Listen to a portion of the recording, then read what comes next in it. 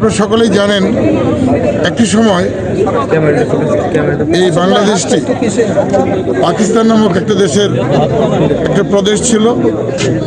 সেই প্রদেশের আমরা যারা ছিলাম আমাদের মায়ের ভাষা ছিল বাংলা, আর পশ্চিমাদের ভাষা ছিল উর্দু।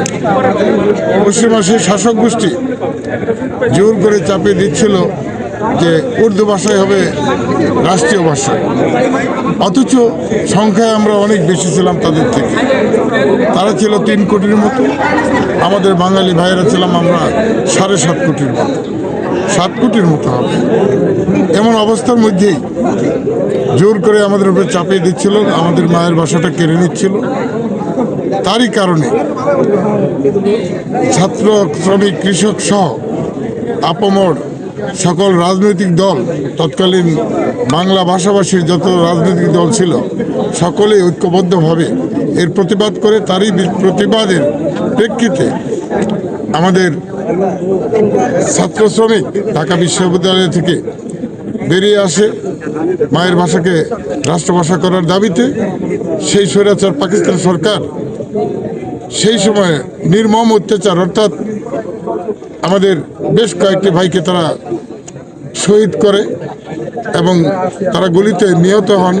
যেমন আমাদের বরকত, জব্বর, সালাম সহ প্রায় আমার জানা মতে 5 জন ভাই আমাদের শহীদ হন এবং তাদের রক্তের বিনিময়ে, তাদের আত্মার বিনিময়ে কিন্তু আমাদের এই তৎকালীন সময়ে বাংলা ভাষাটি রাষ্ট্রীয় ভাষা হিসেবে স্বীকৃতি পায়।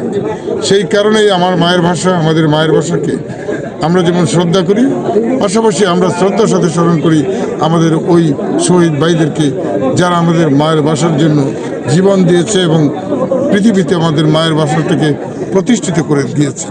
আপনারা জানেন 21শে ফেব্রুয়ারি এখন সমগ্র পৃথিবীতে এটা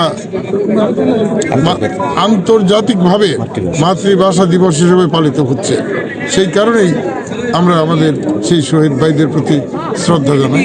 তো আপনারা হয়তো অনেকেই জানেন, অনেকেই জানেন না, সেই 71-এর মুক্তিযুদ্ধেতে কিন্তু আমি পার্টিসিপেট করেছি, আমি ছিলাম, সবসময়ই ছিলাম। সে লম্বা কথা একসময় তো বলা যাবে। ওই যে টিটু যাকে দেখেন আজকে জাহাঙ্গীরনগর ইউনিভার্সিটির সামনের গেটে কবর, আমার বাম পাশে সে গুলিবিদ্ধ হয়, আমাদের কাছেই সে মারা যায়। তো যা হোক, যেটা বলতে চাচ্ছি, শহীদ তো শহীদই, সকলকে আমরা শ্রদ্ধার সাথে দেখব এবং যেসব জায়গায় গেলে অবহেলিত আছে ইনশাল্লাহ আমরা সকলে মিলেমিশে এই পবিত্র বিষয়টিকে আমরা সর্বাগ্রে এগিয়ে নিয়ে আসব। ধন্যবাদ।